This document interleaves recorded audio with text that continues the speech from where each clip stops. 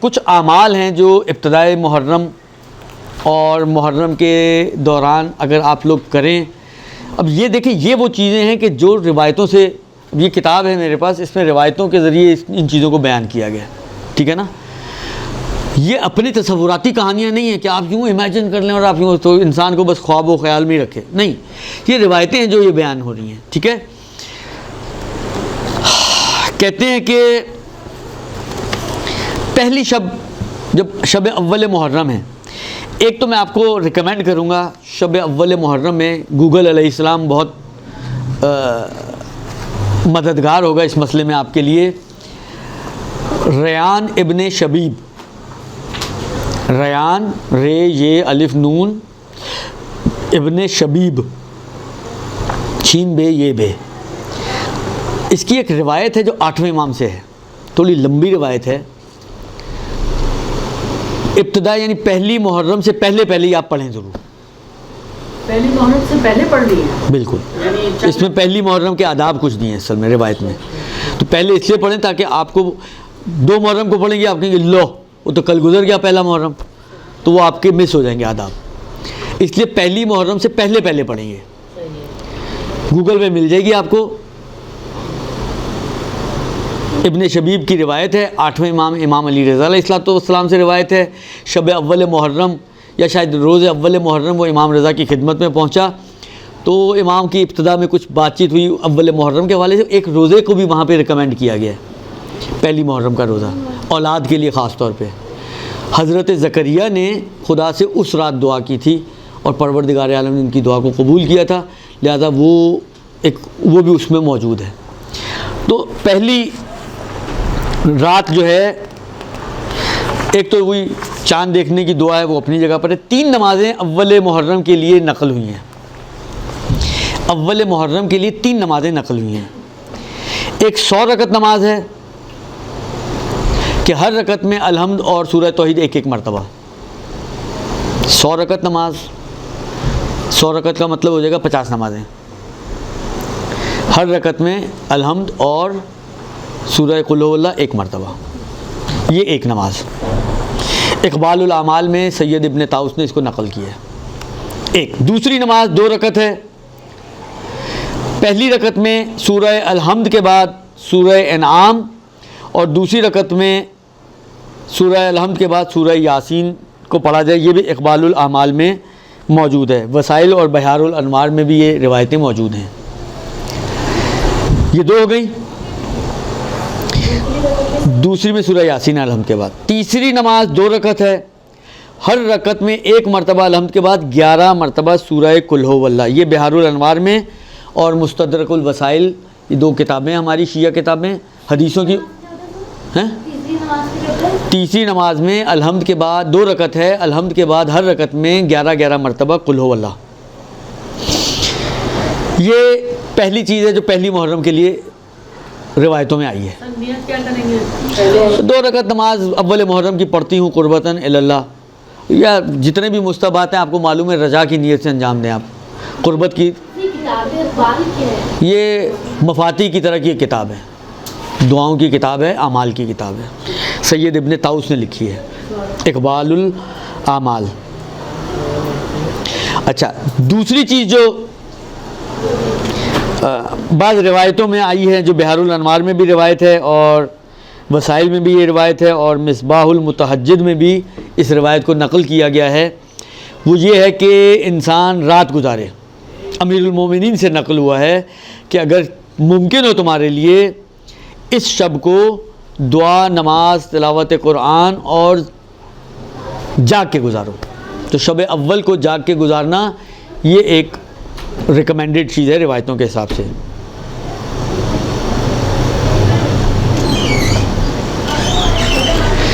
اور اگر وہی والی بات ہے اس رات کو کیونکہ اول محرم کی رات ہے، ذکر مصائب کے ساتھ گزارا جائے تو بہت ہی مناسب ہے.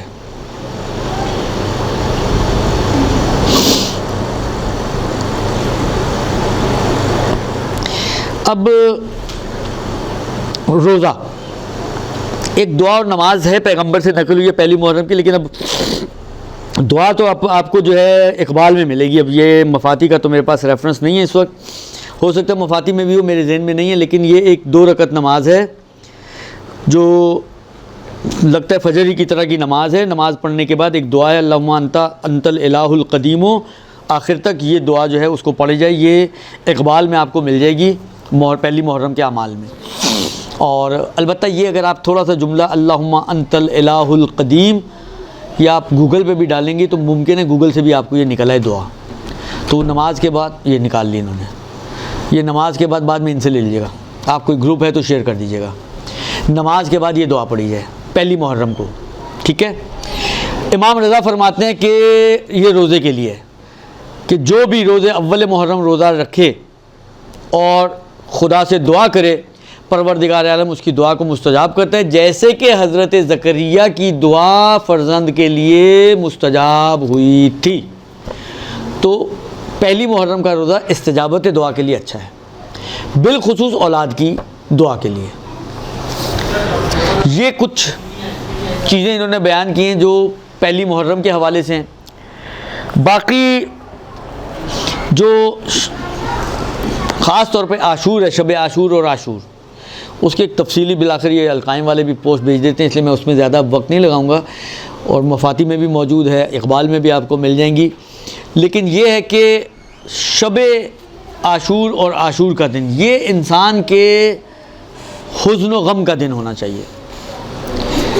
یعنی ہم لوگ واقعاً زیادتی کرتے ہیں, بعض اوقات مجلسوں میں گئے ہوئے ہوتے ہیں, پیچھے بیٹھ کے ہنس رہے ہوتے ہیں. یہ اس دن موبائل کا دن نہیں ہے. کاروبار کے حوالے سے, کام کرنے کے حوالے سے ممانعت آئی ہے روایتوں میں کہ اس دن کام نہ کرو, امور دنیا میں اپنے آپ کو مشغول نہ کرو. اس سے بڑا امر دنیا ہمارے ہاتھ میں اور ہوگا کیا. اگر امام حسین کے لیے کچھ کر سکتے ہیں تو ایک دن کی قربانی دیں. 9 محرم سے لے کر, ایک تو ویسے ہی انہوں نے نیٹ بند کیا ہوا ہوتا ہے تو قربانی دینا آسان ہو جاتا ہے, تو قربانی دے دیں. وہ کہتے ہیں نا کہ اب کام تو ہونا ہی ہے, بند تو ہونا ہی ہونا ہے, تو چڑھا دیں امام حسین کے کھاتے پہ, شاید کچھ اجر و ثواب بھی مل جائے. تو یہ جو ہے ان 9 اور 10 اپنا موبائل بند کر کے رکھ دیں, زندگی گزرے گی, یہ میں آپ کو گارنٹی دیتا ہوں. ان 2 دنوں میں کوئی موت واقع نہیں ہوگی صرف اس وجہ سے کہ موبائل استعمال نہیں ہوا, یہ بھی میں گارنٹی دیتا ہوں. لیکن اپنے آپ کو امور دنیا سے کاٹ کر عزادار بنائیں. ان 2 دنوں میں لگے کہ آپ عزادار ہیں, آپ کے حلیے سے, آپ کے بعض اوقات آپ کوئی پریشان ہوتے ہیں گھر میں, آپ کا چہرہ بتا رہا ہوتا ہے, نہیں گھر والے نہیں پوچھتے کہ کیا بات ہے اماں کیوں پریشان ہو, یا بہن بیٹی جو بھی بالآخر پوچھتے ہیں نا, چہرہ بتا رہا ہوتا ہے کہ کچھ گڑبڑ ہوئی ہے کچھ. یہ حال آپ کا 9 اور 10 کو ہونا چاہیے. غم سے چہرہ بتائے کہ یہ غمگین ہے. پھر کچھ جگہ پر تظاہر کا بھی حکم دیا گیا ہے, اظہار کرو اپنے آپ کو غمزدہ, جیسا مردوں کے لیے ہے آستینوں کو الٹ دے, گریبان چاک ہو, کنگھی نہ کریں, اس دن سلام نہ کریں بلکہ سلام کی بجائے جو ہے وہ اعظم اللہ اجورنا و اجورکم, یہ جملے کے ذریعے ایک دوسرے کو تعزیت پیش کریں. فاقہ رکھیں. اچھا فاقے کا ٹائم یہ 12 بجے والا ٹائم, 1 بجے والا ٹائم نہیں ہے فاقہ کھولنے کا, عصر کا ٹائم ہے. عصر کا ٹائم ہمارے یہاں تو ماشاءاللہ کیونکہ برادران اہل سنت کی ایک بہت بڑی تعداد کراچی میں رہتی ہے, تو عصر کے وقت ویسے اذانیں شروع ہو جاتی ہیں, تو وہ ہے اصل ٹائم فاقہ کھولنے کا. ہم لوگ رکھتے بھی ہیں اور غلط ٹائم پہ کھول کر اس کو خراب بھی کر دیتے ہیں. فاقہ کھولنے کا اصل ٹائم عصر کا وقت ہے, اور اس میں بھی جو روایتوں میں ہے یا جو آداب اس کے بیان کیے گئے ہیں وہ یہ بیان کیے گئے کہ جس کو کہتے ہیں کہ ہلکی پھلکی غذا سے اور بہت ہی سادہ غذا سے اپنے فاقے کو کھولا جائے.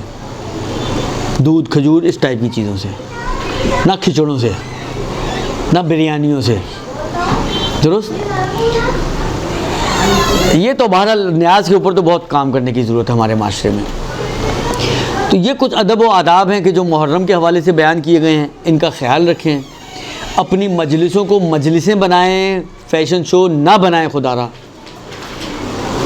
اس چکر میں نہ پڑھیں کہ کتنے لوگ آتے ہیں, اس چکر میں پڑھیں کہ بیوی آتی ہیں کہ نہیں آتی ہیں. ہمارا ہم و غم یہ ہوتا ہے کہ مجمع کتنا ہے, فلانے نے کیا کیا ہے تو ہم نے کیا کرنا ہے. یہ دیکھا دیکھی، یہ کون سے اعمال ہیں؟ دیکھا دیکھی کے اعمال ویسے ہی باطل ہو جاتے ہیں. آپ کا کیا خیال ہے جس عمل کو خدا قبول نہ کرے بیوی قبول کریں گی؟ جو عمل میرا خدا کی نگاہ میں فاسد اور باطل عمل ہے اس کو بیوی قبول کر لیں گی؟ یہ تو ما تشاؤون الا ان یشاء اللہ ہے، جو خدا چاہتا ہے اس کو یہ چاہتے ہیں، ان کی چاہت خدا کی چاہت میں. تو اعمال کو ایسا بنائیں کہ آپ خدا، رسول، اہل بیت کی بارگاہ میں پیش کر سکیں. اپنی مجلسوں کو ایسا بنائیں، مجلسوں کو آسان بنائیں. دیکھیں آپ کے گھر میں مجلس سال میں صحیح ہے ایک دفعہ ہوتی ہے، لیکن اس کا مطلب یہ نہیں کہ آپ سامنے والے کا اتنا جلوس نکالیں، 7 مرثیے، 8 نوحے، مجلس بھی جو ہے وہ گھنٹے 1.5 گھنٹے والی، تو سامنے والا بیچارہ نچڑ ہی جائے. ایک حلیم کھلانی ہے آپ نے اور اس میں سامنے والے کو نچوڑ کے آپ نے رکھ دیا وہ گنے کی طرح. نہ کریں یہ کام. اپنی مجلسوں کو مختصر بنائیں تاکہ لوگ آ سکیں. ہماری مجلسوں کا سب سے بڑا رونا یہ 2 بجے کا اعلان ہوتا ہے، 4 بجے کہیں جا کے اثرات نمودار ہوتے ہیں مجلس سٹارٹ ہونے کے. یہ کون سا طریقہ ہے؟ آیا یہ آپ کے خیال میں کوئی عاقلانہ روش ہے؟ آپ پورے معاشرے میں چلے جائیں، جہاں پہ بھی کوئی عقل مند لوگ ہیں، کوئی پروگرامز کرتے ہیں، کوئی سیمینارز کرتے ہیں، کتنی ٹائم کی پابندی ہوتی ہے. ایک مجلس پہ آ کے سارا نزلہ ہم لوگ گراتے ہیں کہ 2 بجے کا اناؤنس کرتے ہیں، 4 بجے شروع کرتے ہیں، 8 بجے ختم کرتے ہیں. ایک مجلس میں 6 گھنٹے لگ گئے آپ کے. کون آئے گا بھائی آپ کی مجلس میں؟ کون خوشی سے آئے گا؟ کون شوق سے آئے گا مجلس سننے؟ وہ اپنی پلاننگ کریں گے، اس میں آدھی چیزیں تو ویسے ہی کٹ جاتی ہیں. آپ نے 2 سے 4 پہ شروع کیا، وہ 2 سے 6 پہ ذہن میں رکھیں گے. تو کہنے کا مقصد یہ ہے کہ اپنی مجلسوں کو آسان بنائیں، شارٹ کریں، آسان بنائیں.